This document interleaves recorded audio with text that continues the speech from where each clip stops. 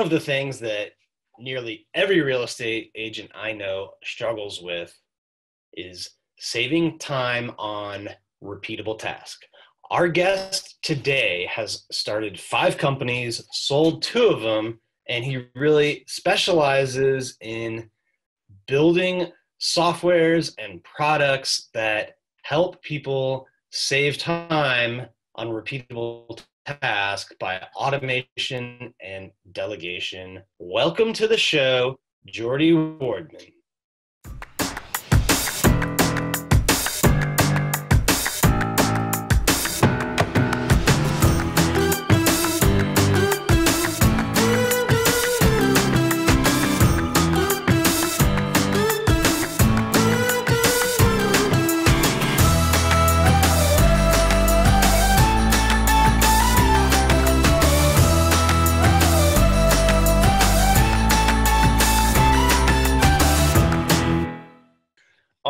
Welcome to the show, Geordie. You're joining us today all the way from Switzerland, correct?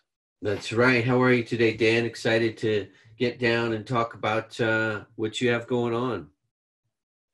Yeah, I know you've got a lot of great stuff to share about how business owners and real estate agents can save time, save money through automation and delegation and just reducing the amount of work that they do for those repetitive actions that get done all the time. So I'm excited to dive into that today. Before we jump into that though, I mean, you've got an amazing background. I mean, sold multiple companies, started, almost a half dozen, I believe. If you want to just give people a little bit of background information on who you are, how you got to where you are today. Sure. Yeah. So I've, as you mentioned, I've started 5 companies. I sold 3 of them. And I'm running 2 currently now. One is a software agency where I mostly develop software as a service for entrepreneurs. And it's not like I have a ton of clients, but 2 of them happen to be real estate agents. One's like commercial real estate broker. The other's a SaaS for realtors. So I know the market very well. One of my apps is actually managing time. So it's like time tracking for entrepreneurs or business owners. So I'm very analytical on almost everything that I work, especially now that I'm developing this app. I'm developing that as a habit. So we can get into that for sure. But yeah, that's mostly my background is I've sort of dabbled in e-commerce and I own some properties myself, so I can definitely relate to being in the real estate market. And I'm into passive income, which is basically what software as a service is. Very similar to owning a property and getting that recurring revenue from renters. Well, I definitely think everyone could use that time tracking feature or program, because it's so easy to, if you don't really have a great discipline and just getting sucked into things that maybe take a lot of time and aren't what I would call high value time or high dollar productive activities. So let's talk a little bit about how the time tracking program works. Yeah, so I'm actually developing it, but I have a spreadsheet. So if anyone's interested, I can give the spreadsheet that I used. But it came from a coach who basically was telling me, and this is not the first time I'm like you. We've probably been entrepreneurs for a while, and we have mastermind groups and things like that. So I had this mastermind group and the guys were telling me, like, how do you guys manage when things get really stressful? And someone said, oh, well, I have this spreadsheet that I use to track my time. And I said, oh, that's really interesting. And I'd been hearing that a few times. And finally, my coach, I started talking about it with my coach, and he was like, yeah, you just start tracking things literally in a spreadsheet. And I started doing that probably like 5 months ago or so.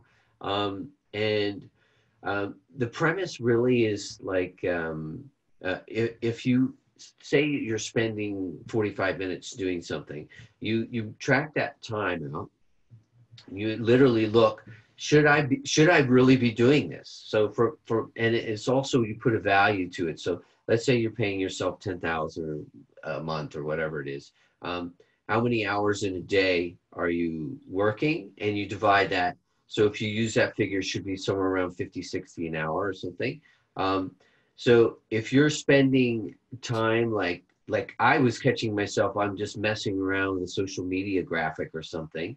I'm like, well, I probably shouldn't be working on that because I'm paying myself 65, 70 an hour, and I can get someone $15 an hour to do that. Even though I felt like, oh, well, it's going to take longer for me to find that person, and I'll just do it myself. It'll only take me 15 minutes. But what I found out is in my day, I was like, half of my day was spent doing these things that I should be delegating.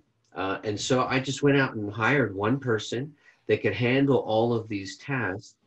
And now I just like, instead of spending that 15, 20 minutes, doing that, I just hand it off and it takes 30 seconds for make this, so I just like chat to them in Slack or whatever. And then, and do that. And then also automating. So the things that I'm trying to catch is, should I be delegating this? Should I be trying to automate this? Or should I be just deleting this? Like, should I not be doing this? So we call it our dad tracker, and I'm building it now.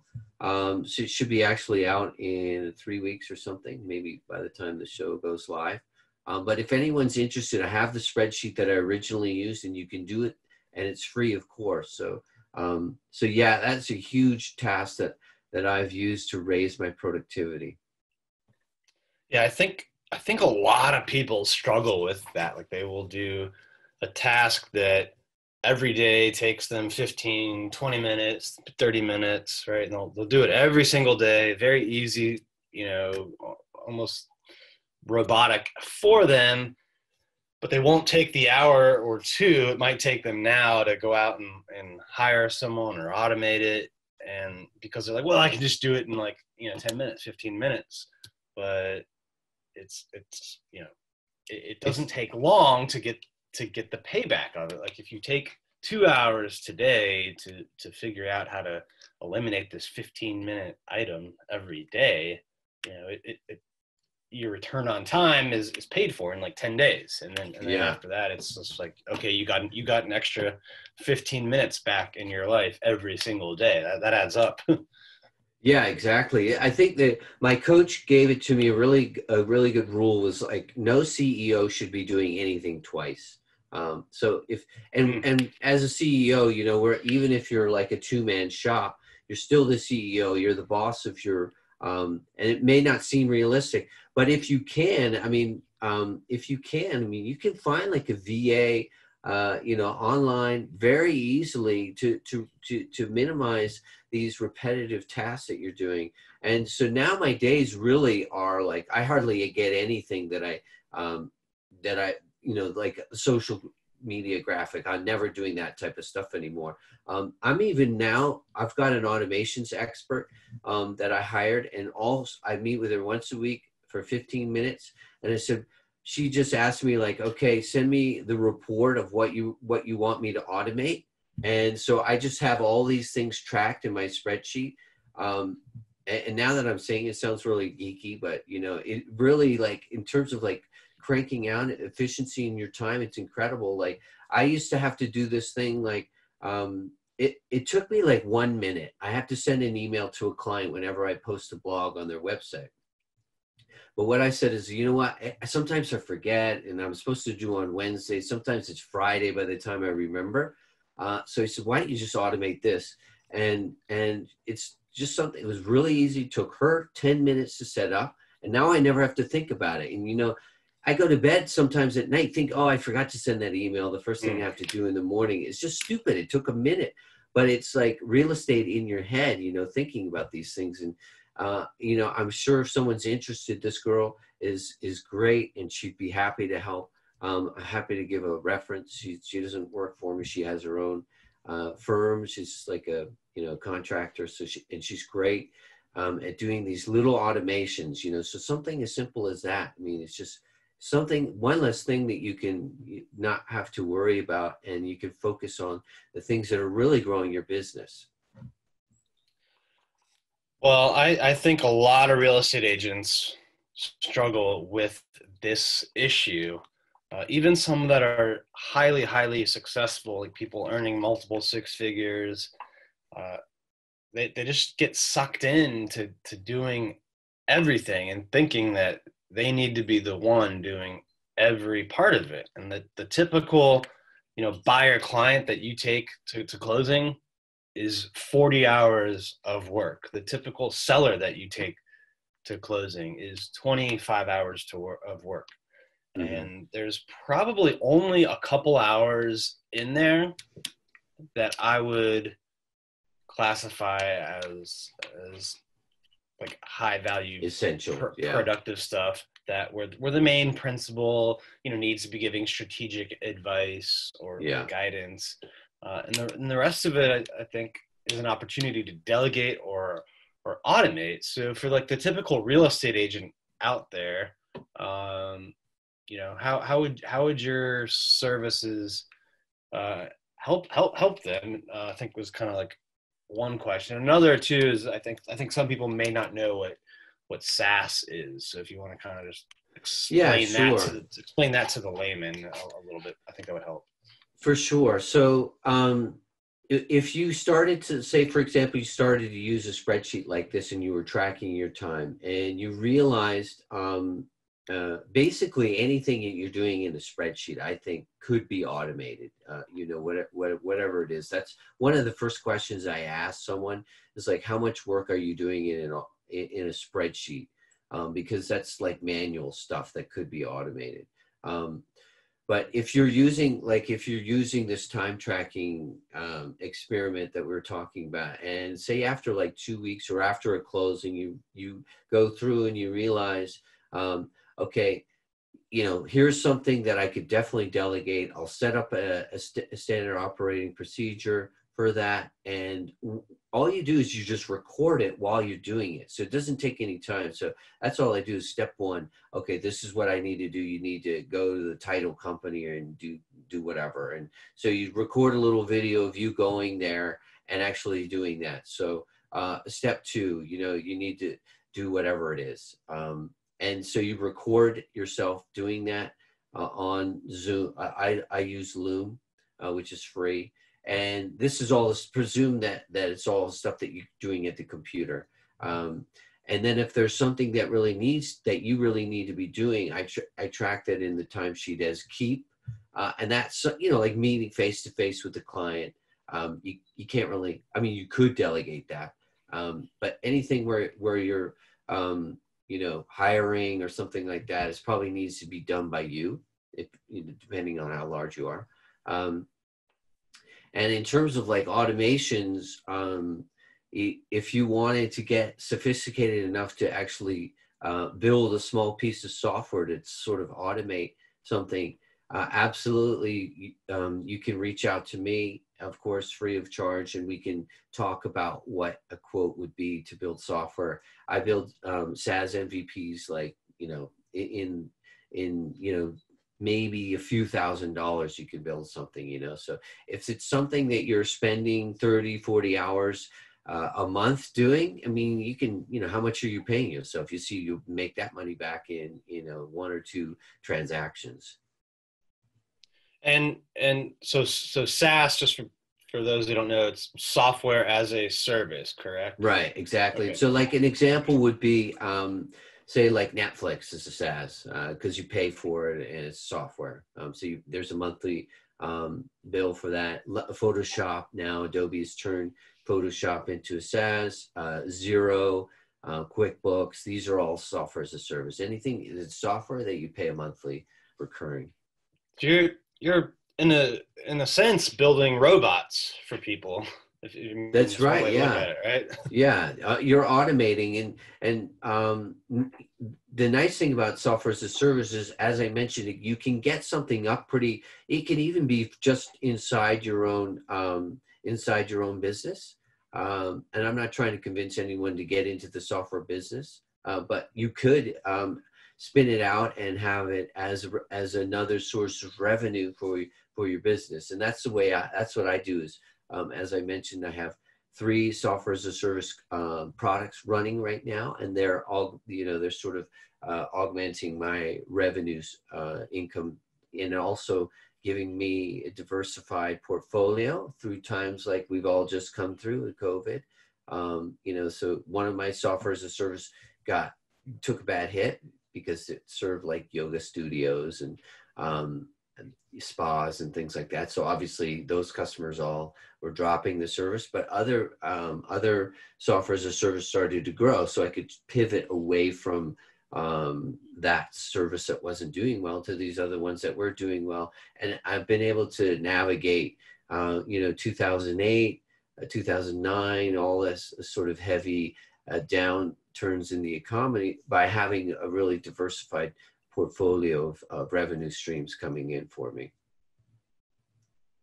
And I think this exercise of really tracking your time and activities and putting things in these categories, of keep, delegate, automate, highly, highly critical. And it's not something I think you should just do once, right? Because as you grow, this list, will change. Like when it's just you, like you're going to be keeping a lot more.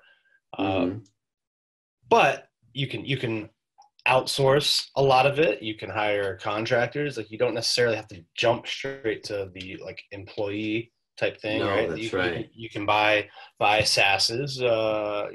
As you do grow, things will change. For example, like when you're at less than 10 people, you're probably going to interview every person that you hire. That's right. And talk to most of the vendors that you hire, and maybe even look at all.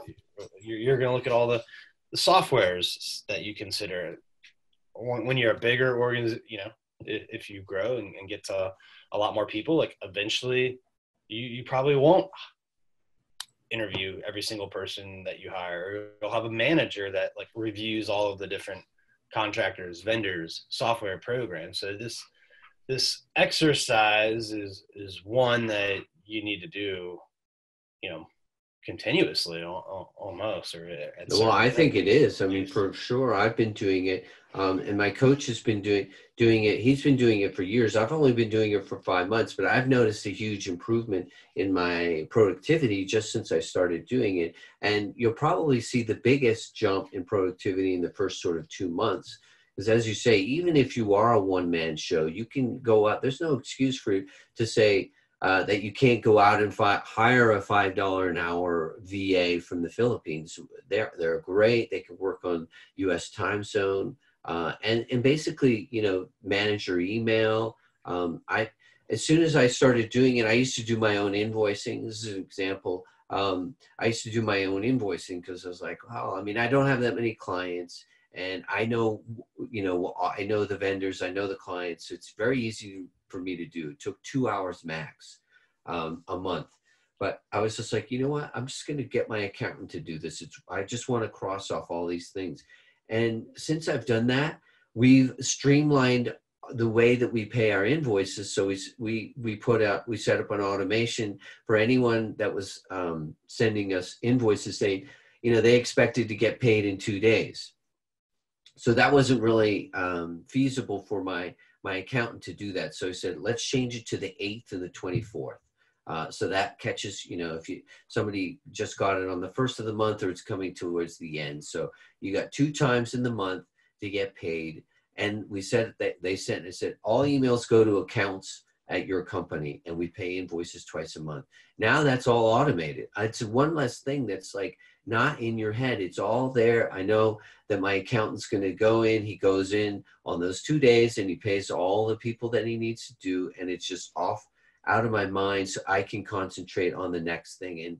And literally I'm just going down through that timesheet and checking the boxes to become more efficient. Yeah, I think even for the solo real estate agent out there, there's plenty of things like this. Oh, there's so many, yeah. Scheduling showings, Yeah. Entering in your listing information. Yeah. They don't need to be doing that. No, Yeah, no. Yeah. transaction They need to coordination. be There's a ton of exactly. examples. Yeah. Yeah. Yeah. And I think another element to this is you got to know what your own hourly rate is. You know, like take your total income and figure out how many hours you work in a week, and really get a concrete number of what your time is worth per hour. That's right. That's going to help you with this outsourcing and And hiring and it's whatnot. a good way to look at it is, and so I understand that, you know, sort of feast or famine a bit for realtors, and maybe they sell 3 houses you know, in a month, but you can take an annual and then divide it by what you should be doing for monthly. I don't know if you're familiar with Profit First by this guy Michael Makowitz, who's basically his mission is to you know, give entrepreneurs financial freedom. So what he suggests is when you get those big paydays, actually create an account and move the money into that account to save for those lean times.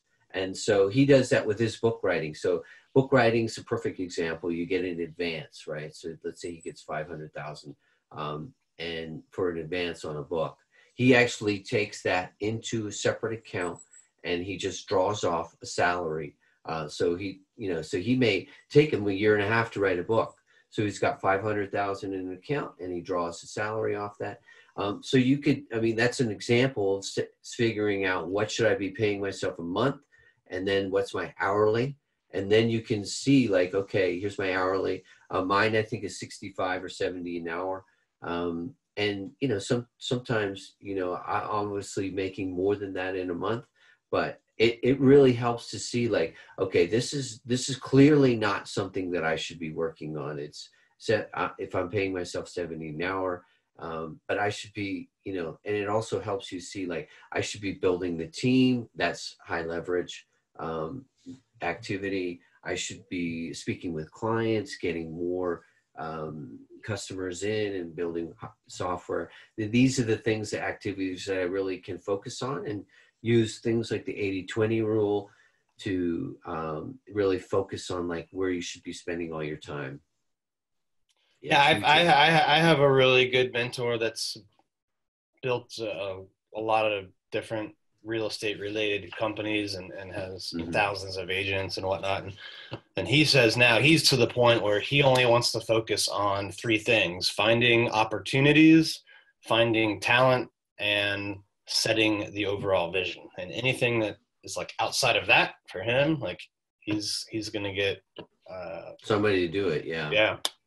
Yeah, which I'm sure is really helpful for other people to think of their business that way. Because, I mean, whether you're in real estate or you're in software, I mean, really the business it's really the same thing. You know, businesses really don't change that much. They're not that different. I mean, it's like, oh, well, my business is unique. It has to be me. It's like, no, it doesn't. It really doesn't, you know, and there's other realtors that have proved that by growing into, you know, 4,000 employees. I just did a podcast the other day with a guy that had $1 billion portfolio, and he was telling me that he's doing the same thing. You know, he's tracking his time, and you know, he's hiring and doing all these, basically doing the same thing, looking at for opportunity. And you know, it doesn't stop if you're the one-man show or the guy that's got $1 billion portfolio with 4,000 employees.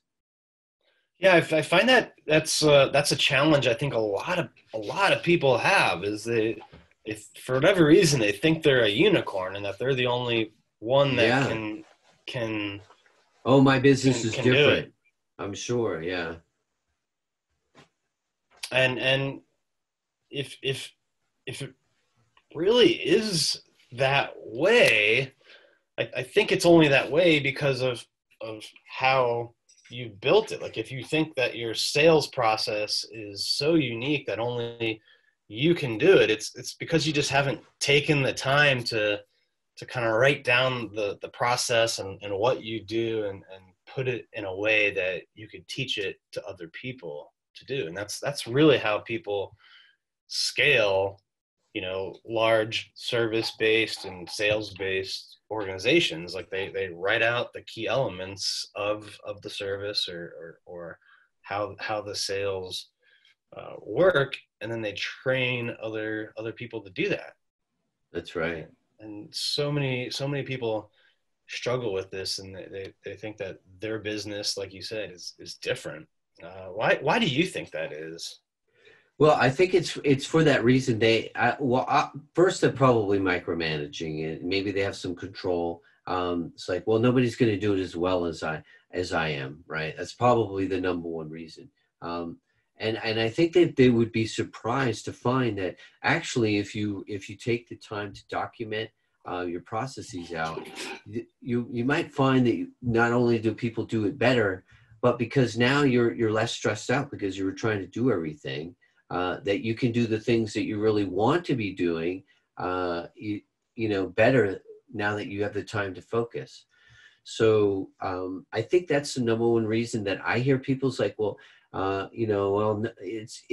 in this niche related market and I'm the only one that understands this market. It's like, well, that's fine, but that doesn't mean you can't train someone to learn that. That means you're the perfect teacher to hand it off your plate. So build a process, write it down.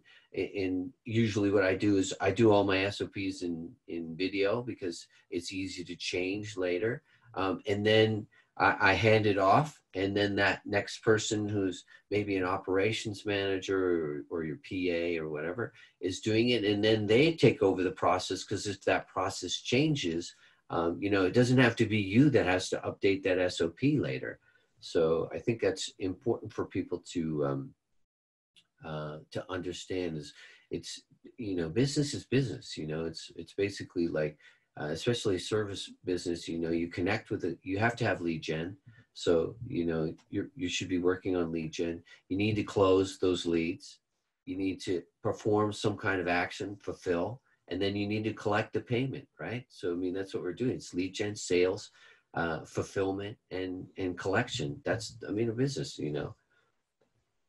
Yeah, I agree. It's there's really no unicorns out there. It's anyone can do this if they have the mindset and the desire.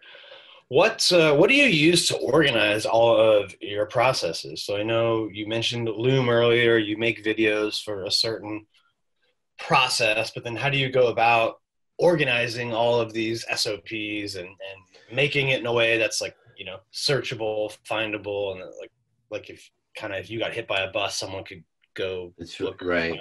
So I use Google Sites, which is because it's free, and of course Google's very good at search. So and this is another thing that I have my automations expert do this. So she was much better at it than me. That's how I found her, actually. So we create a wiki, and so Google Sites. So you can use Google Docs. So everyone's familiar with Word doc or Google Docs. So we just say, step one, here's here, and then separate it into operations, finance, sales, and marketing. And so each one of these is all logically laid out.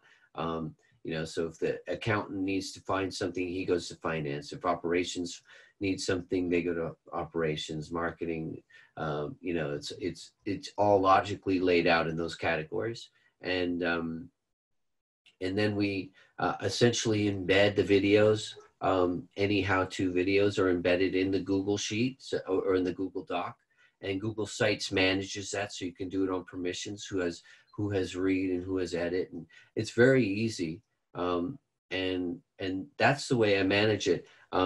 In terms of like tools on managing the teams, there's only a few tools that we use now that we're all working remote. We use Zoom or Google Hangouts. I've actually recently switched to Google Hangouts.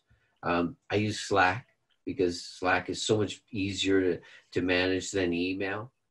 So we get my teams all in Slack, and we're using basically Slack all day. It's like walking around the office. If somebody, if you're not walking around the office now, going, you can duck your head in somebody's office and ask them a quick question. That's what Slack is really.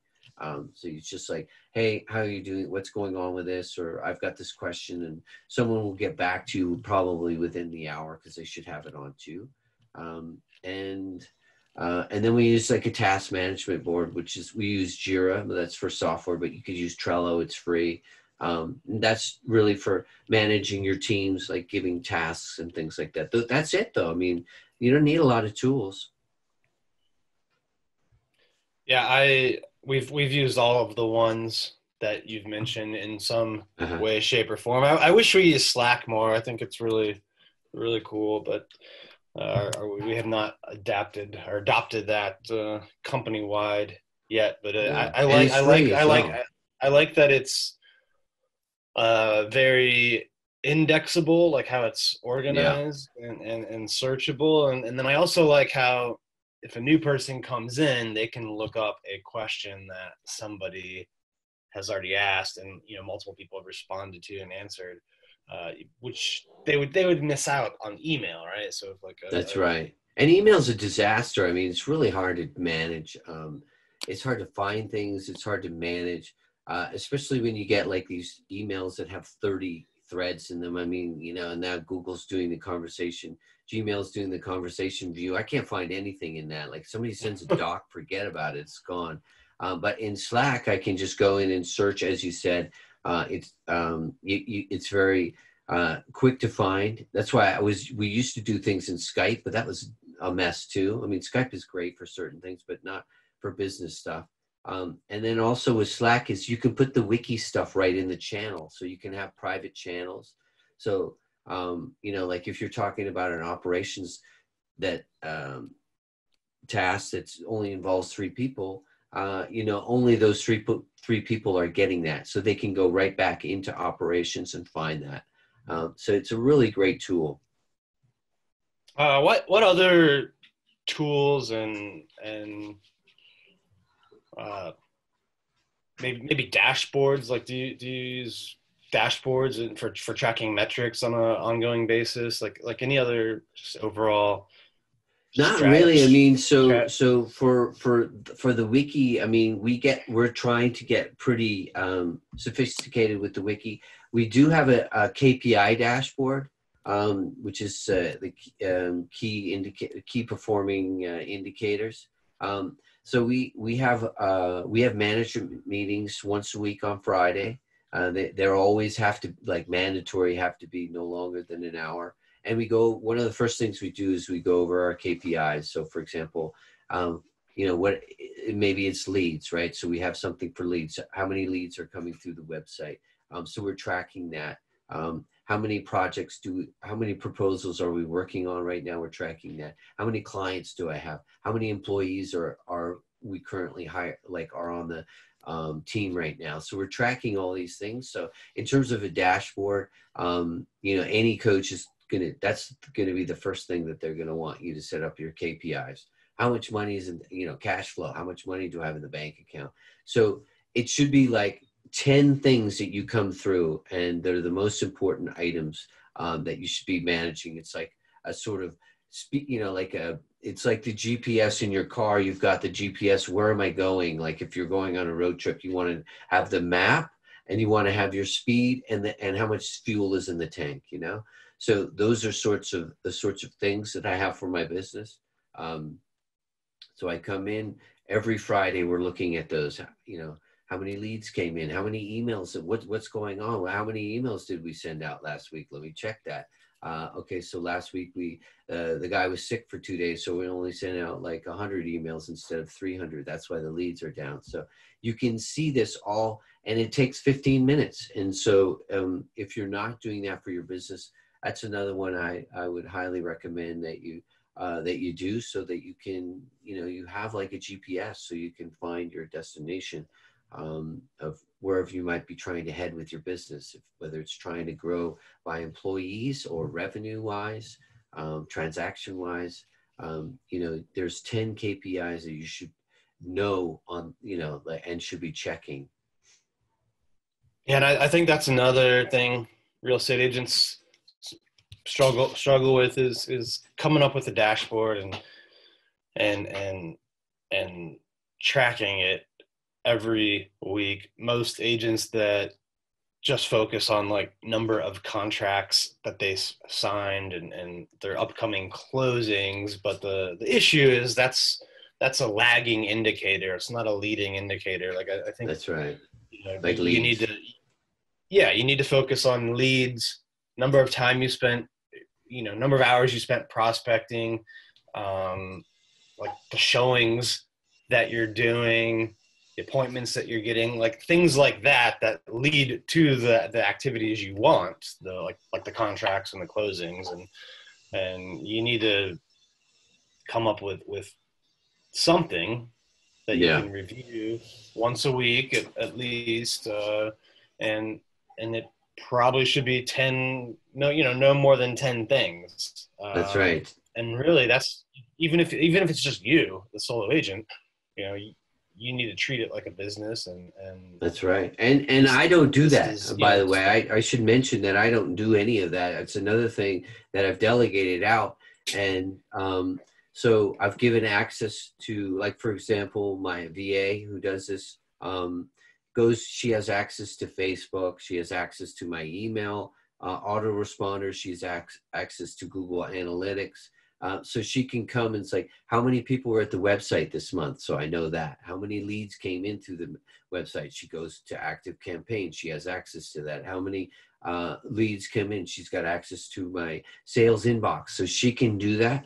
And, this is something that she can do at most an hour every day, at most. So you're looking, if you're paying someone, you can get a very good VA for, $7-10 an hour. So you're paying $10 a day for, this information. I mean, that's just an absolute no-brainer if you're a business owner that is feeling overwhelmed, feeling confused, like, why is my business not doing, if you have that sort of a dashboard, it's exactly the best way for you to quickly get a gauge for what's broken in the system right now. Well, most agents, and I think a lot of small business owners too, so I don't want to just sound like I'm coming down on agents, but a lot of them don't do this. And if you don't have these key leading, indicators in this dashboard, it would kind of be like driving a car and looking only in the rear view mirror. Like, if you're only looking at number of deals closed and your ratified contracts, it's like driving the car, looking in the rearview mirror instead of looking ahead, looking at your speed, your RPMs, your oil temp, your mileage, yeah. How much right. gas is left in the tank. Like, all of that stuff matters, and most people, unfortunately, they're driving the car, looking at the rearview mirror. And we all know how far we would get doing that. Not very far. Before we wrap up, what project you're working on? A new project now, right? That's going to focus more on lead generation, helping people with lead generation. Is that correct? Right. That's right. Tell us a little bit about that. Sure. That is another one for me, was leads. Leads coming in is a big problem for me. So I started to build this for my agency, because I've got, anytime ranging between sort of 25 and 35 developers that I have to constantly feed, right? That's a hungry group. So I need a lot of leads to be able to do that. So I went out and I said, who are the people that need software? Probably the ones that are asking for it on social media. So it's a tool that goes in and basically scrapes, social media sites, looking for people that are actually asking for help. Hey, does anyone know a good web development team? I need to work on my website or something. So those are the sorts of things that I'm looking for. Right now, it's just for software developers, because I wanted to focus on that niche. But it doesn't mean that you can't do that in Twitter or something. There's a lot of, interestingly, when I was researching Twitter, it's probably one of the biggest data sources in the world right now. And it's all open. So you can go, you can pay someone to look for, hey, does anyone know, this house for sale? Or anyone that's looking to buy a house, I'm moving to San Fran, so let's say you did that. The VA could go to Twitter and find these types of leads in Twitter, and you can do them localized. And there's probably other tools out there that can help with this, but Twitter is a huge source for leads. So, so that's one that I'm working on. And it's also not published yet. That was a bigger project. That's one I've been working on for probably 6 months. And I've got like a machine learning data scientist on it. It's more sophisticated, but it doesn't mean, for any realtors, Twitter is a great source of leads, that Facebook as well. So that's the other one that I'm working on right now. So this program would basically like scrape all of that data that's out there and kind of it's keyword. It's all keyword based. So basically, if I put a keyword in, it says one of the technologies that I'm doing is React. So React. So I could put in a React keyword, and then I get all these keywords, all these data sets, which basically are tweets or forum. Somebody posts a comment on a blog or something that says, I'm looking for a React developer or something. And then so I would get that, and then I write them and say, hey, I saw on this blog that you're looking for a React developer. I can help you, it's that sort of thing. So that's the tool that I'm building, so I can grow my team. But eventually what I'm going to do is offer that to other software developers, because there's so many leads out there. I don't need them all. So I'm just going to offer that as a service. And that's my latest project. Well, that'll be one that will be exciting to roll out, I'm sure. And before we wrap up, I'd love to have you do the Hyperfast round if you're ready for let's do it. Rapid fire questions and answers. Okay. All right. What's the biggest piece of advice you'd give right now to a new real estate agent starting out? Well, since I don't really know the real estate market that well, one of the advice that I hold is one of the most important maxims that I can use is finish the task at hand or nothing gets done. And that's really what I try and focus on, is just one task, finish it to completion, and then move on to the next. And the reason being is, owner of 5 companies, I could have a lot of 80% things done that are really just not done at all. So finish it to 100% and then move on. That's I would say my advice. Yeah, that's a great one, because a lot of people do get to that 80% level and then for some reason move on to the next shiny object and don't get it done. So I love that piece of advice. What about an experienced agent or business owner? Like what do you think is a good piece of advice for them? Well, I would say probably start tracking your time. Honestly, it's been life-changing for me, or at least business-changing for me. Start tracking your time, and it doesn't have to be anything more than just a spreadsheet, and start tracking to see what those items are that you're working on. All right. What's the biggest challenge you've ever had in business, and how did you overcome it?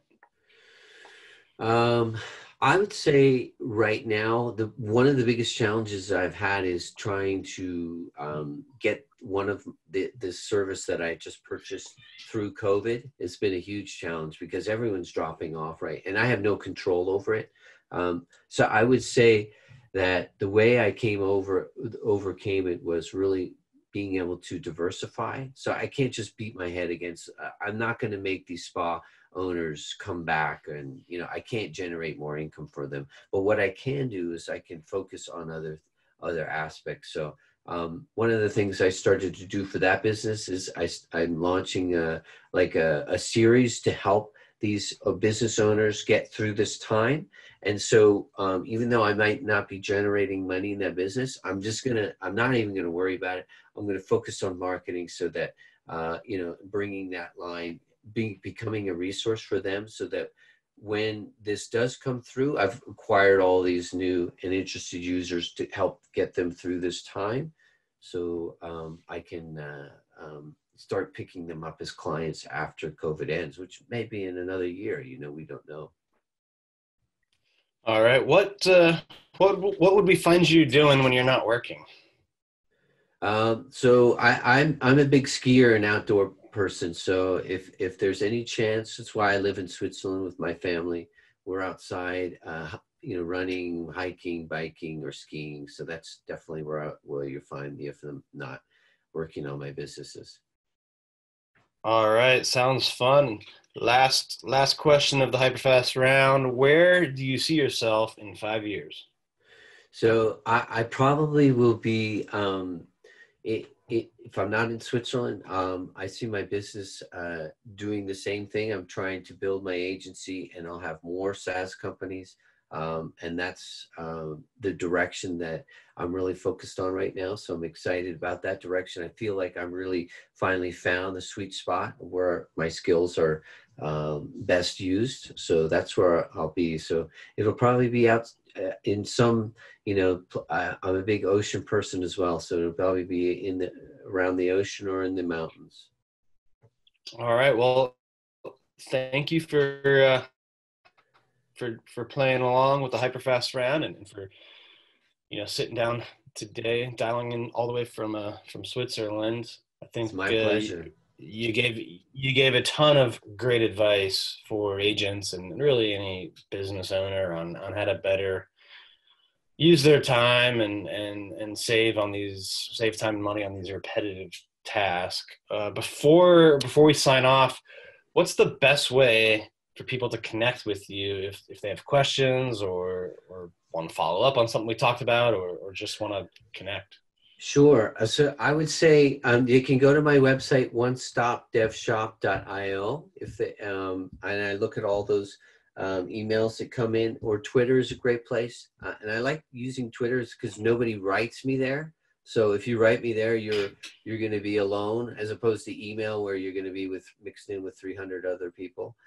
So I think Twitter, Geordie Wardman on Twitter, and I'll give you that if you want to put it in the show notes. So yeah, it's a great place. And I'm happy to speak with anyone, just bounce ideas, whatever they want. All right, Geordie. Well, thank you so much for being on the show. For everyone out there listening, watching, thank you for tuning in. We'll see you next time. Thanks so much, Dan. Thank you for tuning in to this episode of the Hyperfast Show. Subscribe to us if you want to make sure you get the latest and greatest Hyperfast shows. And remember, we love reviews. Reviews help us bring better and better guests and improve our shows. So give us the good, the bad, and the ugly. We hope you enjoyed the show, and we will see you next time.